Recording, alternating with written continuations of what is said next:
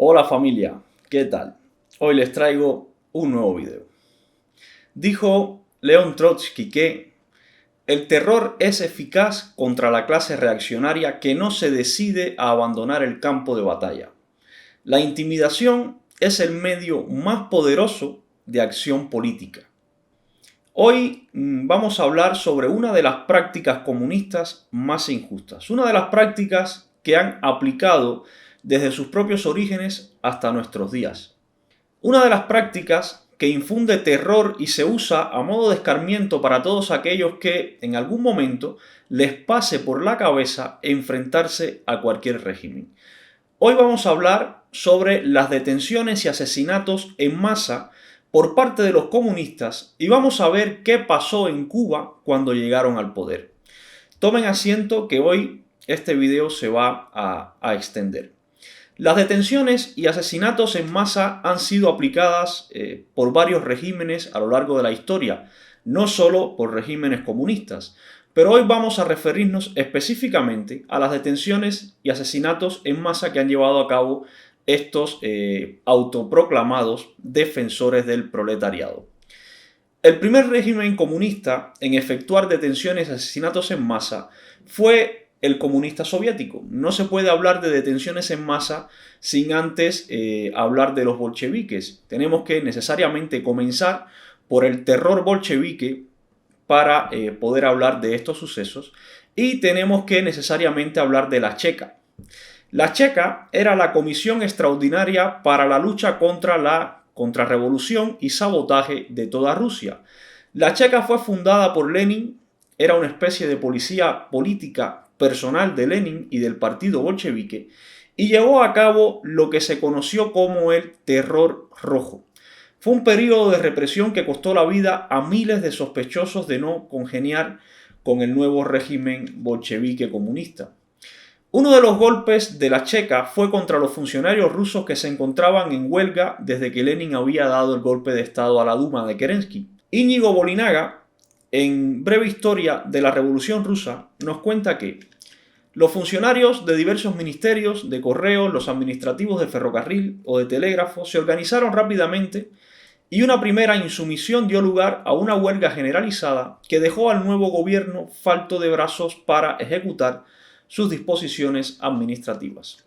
Al no poder convencerles de que regresaran al trabajo, el gobierno bolchevique tomó los ministerios por la fuerza y ocupó las diferentes sedes. La Checa, un poco después de comenzar a andar, fue la encargada de detener a los funcionarios insumisos y al comité de huelga organizado por su sindicato, tal y como se cuenta también en el libro Archipiélago Gulag.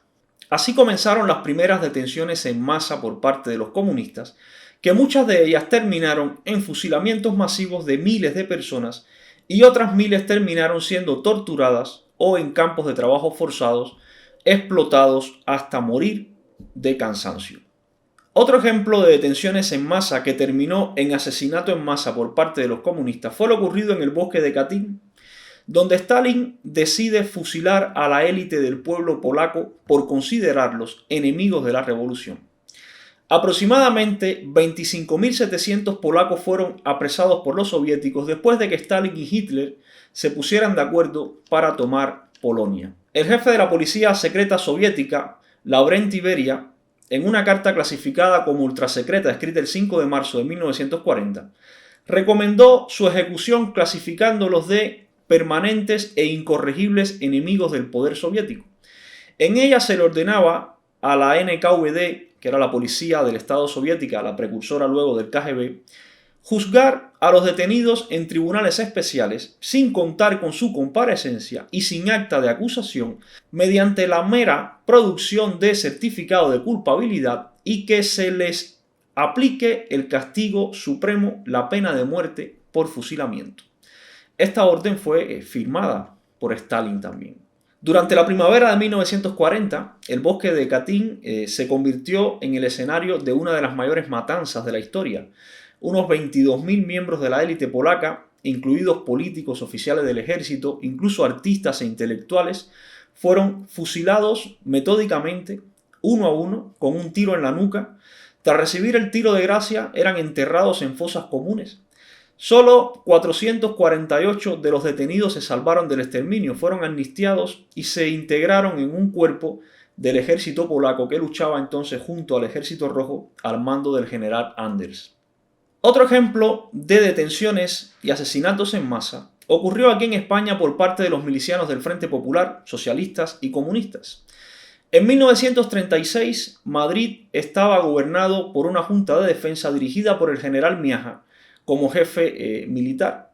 Las juventudes socialistas unificadas se habían hecho con el control político de seguridad y de orden público.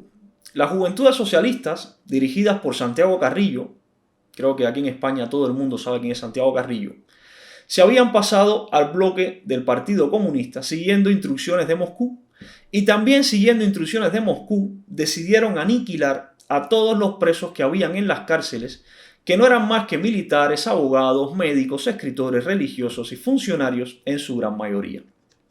Desde la madrugada del 6 de noviembre, los presos políticos fueron sacados de las cárceles de Madrid, trasladados por la fuerza en autobuses y camiones. Oficialmente se les decía que eran enviados a Valencia, pero en realidad se les hacía bajar de los vehículos en las cercanías de Paracuellos del Jarama, y allí eran fusilados en masa. Entre los asesinados había incluso hasta niños. El comunista español Santiago Carrillo, que entonces tendría 21 años, fue el responsable directo del asesinato de aproximadamente 5.000 personas en lo que se conoce como la matanza de Paracuellos. Otro ejemplo de estas detenciones y asesinatos en masa fue la hambruna soviética. Entre 1932 y 1933, las colectivizaciones forzadas, los cambios forzados a las políticas agrícolas, las confiscaciones de cereales y las sequías provocaron la hambruna soviética del 32 al 33 en Ucrania, el norte del Cáucaso, la región del Volga y Kazajstán. A esta hambruna se le conoce como el Holodomor. La mayor parte de las víctimas de la hambruna, entre 3.3 a 7.5 millones de personas, eran ucranianos y murieron de hambre y frío. Otra parte de la hambruna se conoció como la catástrofe kazaja, cuando más de 1.3 millones de kazajos étnicos, el 38% de toda la población indígena, también murió de hambre y frío. La hambruna fue provocada por Stalin para contrarrestar el nacionalismo ucraniano principalmente. La hambruna fue reconocida oficialmente como un genocidio por Ucrania y otros gobiernos del mundo. En un proyecto de resolución, la Asamblea Parlamentaria del Consejo de Europa declaró que la hambruna fue causada por las acciones y políticas crueles y deliberadas del régimen soviético y fue responsable de la muerte de millones de personas inocentes en Ucrania, Bielorrusia, Kazajstán, Moldavia y Rusia. Otro ejemplo de estas detenciones y asesinatos en masa fue la Gran Purga. Stalin, para poder perpetuarse en el poder, llevó a cabo una purga que consistió en una serie de detenciones y asesinatos en masa, además a una escala brutal. Se centró principalmente en los años 37 y 38, aunque se mantuvo en el tiempo hasta la muerte de Stalin propiamente en 1953. Cerca de 700.000 personas fueron ejecutadas de un disparo en la nuca. A estos habría que añadirles un número indeterminado de muertes por torturas y palizas que recibieron miles de detenidos también por los bolcheviques, además de otros miles de muertos en los gulags que murieron de hambre, enfermedades, frío y trabajos forzados. Desde 1936 hasta 1938, el NKVD arrestó a 1.710.000 personas y 724.000 personas fueron ejecutadas. Más de 100.000 sacerdotes, monjas y religiosos fueron asesinados en ese mismo periodo. Otros ejemplos están dentro de las operaciones del propio NKVD. El NKVD fue el antecesor del KGB. En la década del 30, un total de 350.000 personas fueron detenidas y 247.157 fueron ejecutados por ser sospechosos de actividades contrarrevolucionarias. Otro ejemplo de estas detenciones y masacres en masa ocurrió en Mongolia. En el año 1937, Stalin envió agentes del NKVD a Mongolia, donde asesinaron a unas 22.000 personas, entre 22.000 y 35.000 personas se cuentan. Alrededor de 18.000 víctimas eran lamas budistas, personas totalmente pacíficas.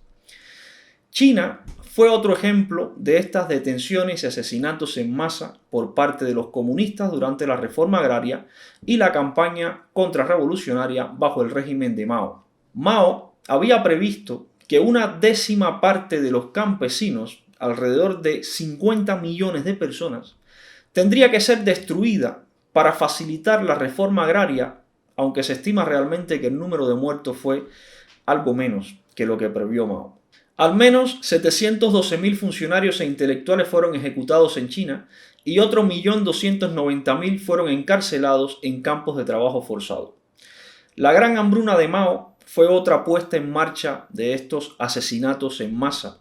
En lo que se llevó a cabo este periodo de hambruna, fueron torturados y asesinados aproximadamente 2.5 millones de personas en manos de los comunistas chinos.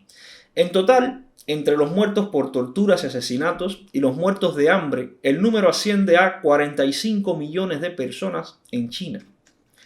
Durante la Revolución Cultural China fueron asesinadas entre 750.000 y 1.5 millones de campesinos. Incluso algunos profesores fueron asesinados en manos de sus alumnos, instados por las propias autoridades políticas que estaban a cargo de la Revolución Cultural. Otro ejemplo de estas detenciones y asesinatos en masa fue lo que ocurrió en Camboya. Entre 1975 y 1979, los comunistas de Camboya asesinaron al 24% de la población del país. Entre 1.6 y 1.8 millones de personas fueron asesinadas de varias formas, desde torturas, ejecuciones, muertos por hambre, trabajos forzados, enfermedades. Aproximadamente el 60% de estos muertos fueron ejecutados, literalmente. Otro ejemplo de estas barbaridades que cometieron los comunistas de detenciones y asesinatos en masa fue lo que ocurrió en Etiopía. Amnistía Internacional estima que 500.000 de personas murieron durante el terror rojo etíope de 1977 y 1978. Durante el terror rojo, grupos de personas fueron conducidos a iglesias que luego fueron incendiadas y las mujeres fueron violadas sistemáticamente por los soldados. Save the Children informó que las víctimas del terror rojo incluyen no solo adultos, también a más de 1.000 niños, la mayoría entre 11 y 13 años, cuyos cadáveres fueron dejados en las calles de Addis Abeba. Y por último, después de haber hecho este repaso a modo de resumen, pasando por algunas de las detenciones y asesinatos en masa de los comunistas a lo largo de la historia, vamos a terminar en nuestra Cuba, a ver qué hicieron allí. En Cuba tenemos varios ejemplos, algunos ya los he contado en videos, como el caso de los pilotos o la masacre de la Loma de San Juan. Hoy vamos a tocar otro de ellos y cito el informe El Imperio de la Ley en Cuba, redactado por la Comisión Internacional de Juristas, una organización no gubernamental reconocida como entidad consultiva categoría B del Consejo Económico y Social de las Naciones Unidas en 1962. Lo que les voy a decir a partir de ahora son testimonios reales de personas que vivieron estos sucesos en Cuba.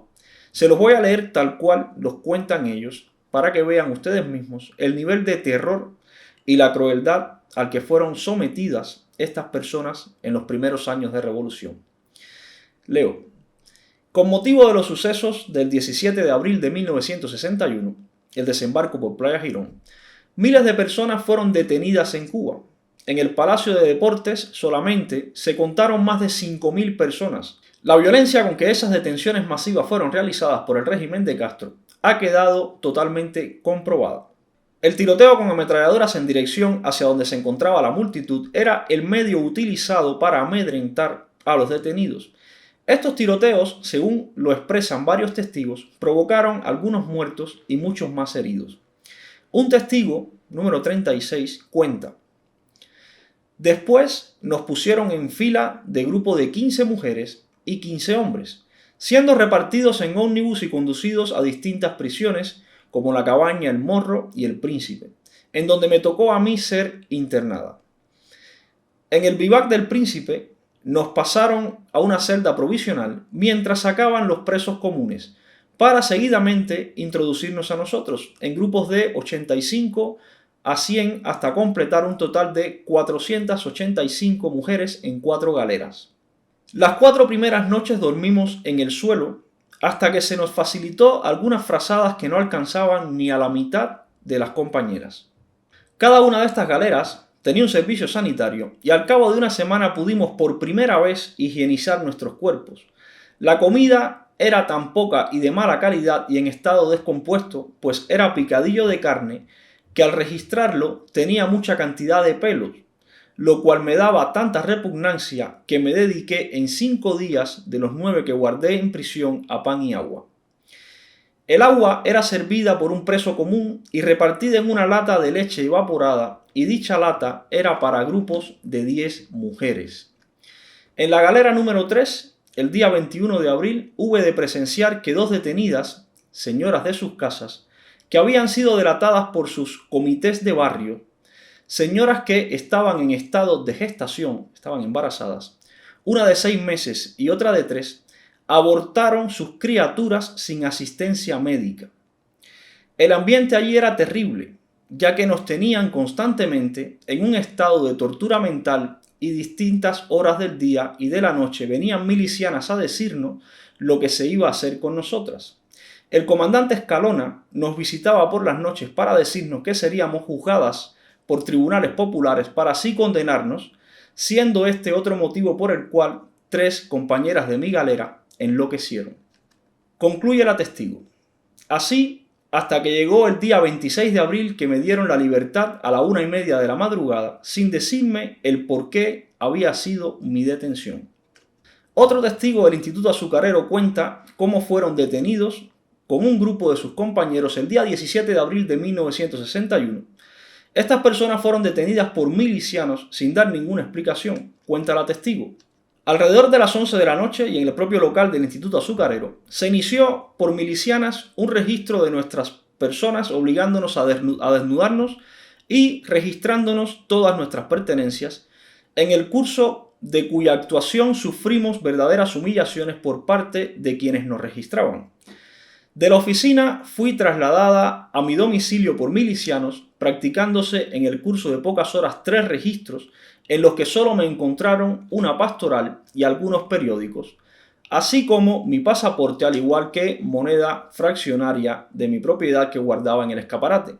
Terminando el último registro me dejaron en mi domicilio, aparentemente en libertad, pero el martes 18 de abril, en horas de la tarde, se personaron de nuevo en mi domicilio los milicianos, combinándome a que los acompañara, pues tenían que llevarme al Palacio de Deportes. Todos los milicianos que intervinieron en mi caso estaban armados con ametralladoras conocidas por checas, en actitud amenazadora, no obstante ser yo mujer y encontrarme absolutamente sola.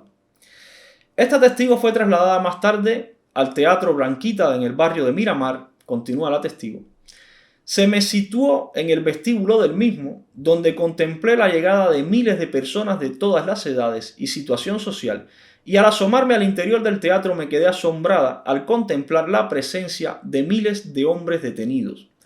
A los detenidos no se les suministraba alimentos, pero a las mujeres que portaban algún dinero se les permitía comprar las cosas que allí ofrecían vendedores milicianos, quienes, aprovechándose de la situación, fijaban un precio abusivo a los alimentos. El espectáculo de aquellos miles de hombres hambrientos, bajo la amenaza de las ametralladoras de los milicianos, era dantesco.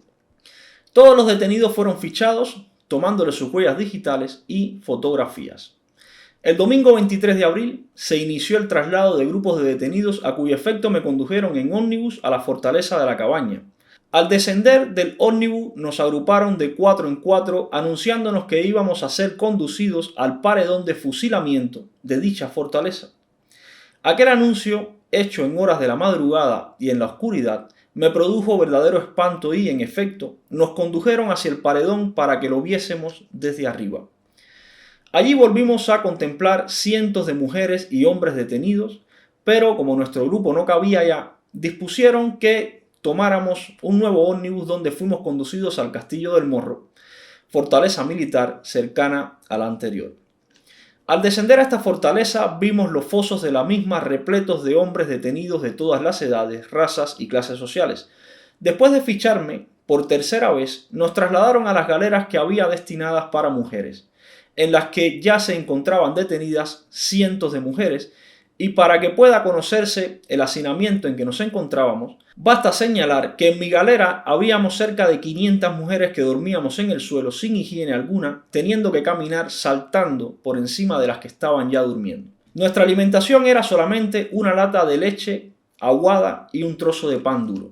Allí contraje fiebre alta por una infección en la garganta y al no existir servicios médicos ni medicinas, pedí que se me suministrase bicarbonato y sal para darme toques en la garganta y tampoco pude conseguirlos. Del citado castillo, donde permanecí una semana aproximadamente, fui trasladada al Castillo del Príncipe a las 2 de la madrugada del 29 o 30 de abril, donde permanecí hasta el 7 de mayo en que fui liberada. Si la invasión sigue adelante, seguiremos fusilando, decía permanentemente un disco que transmitía por altoparlantes en el Castillo del Príncipe. Había familias enteras que habían sido sacadas a medianoche de sus hogares con sus hijos. Por ejemplo, en mi galera había una niña de 12 años de edad porque fueron a buscar a la tía y se encontraba de visita en casa de la misma con su mamá y se la llevaron.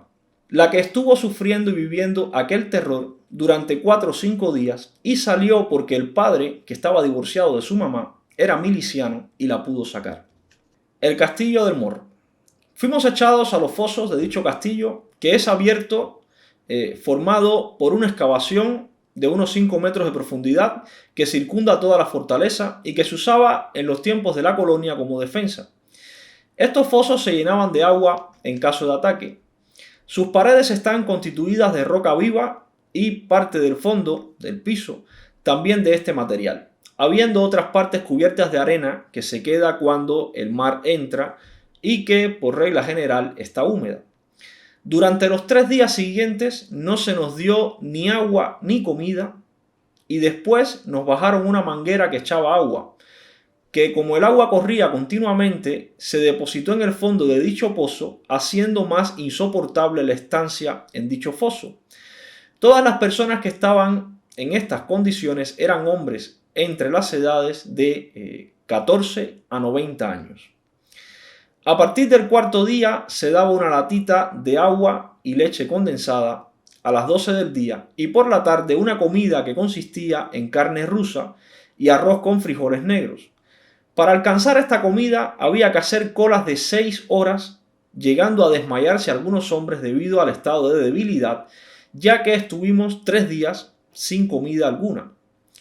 Como es lógico, en estos fosos no existía servicio sanitario alguno, siendo nosotros mismos los que cubríamos nuestro excremento para evitar enfermedades. Pude presenciar que distintos individuos padecieron de fiebres altas sin que se les pudiera atender por carecer de medicinas, viendo 2 compañeros que fueron presa de ataques de demencia ante tanto horror que estaban viviendo.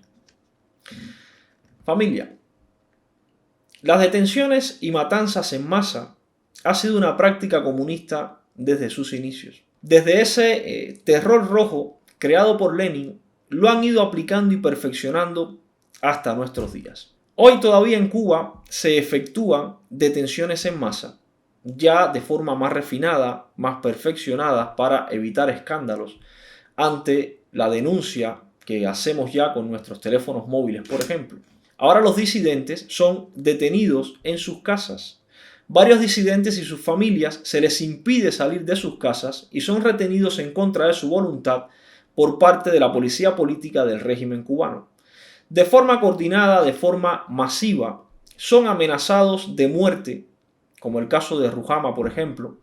Son acosados y encerrados, como el caso de Ferrer y de Iliana. Son golpeados, como el caso de Luis Manuel o de Michael. Son torturados, como el caso de Silverio.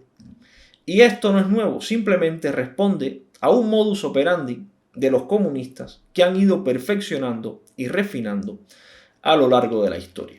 Familia, las detenciones en masa y los asesinatos en masa no son más que una práctica habitual de los regímenes totalitarios en general y en particular de los regímenes comunistas que han aplicado en todas las geografías del mundo, incluyendo Cuba desde el propio año 1959 hasta la actualidad, como queda demostrado en estos testimonios que les acabo de leer de personas que lo vivieron y lo sufrieron, que incluso pudieron apreciar cómo mujeres abortaban bajo estas condiciones, cómo había niños de 12, 14 años bajo estas condiciones, o ancianos que prácticamente llegaban hasta los 90 años bajo estas condiciones.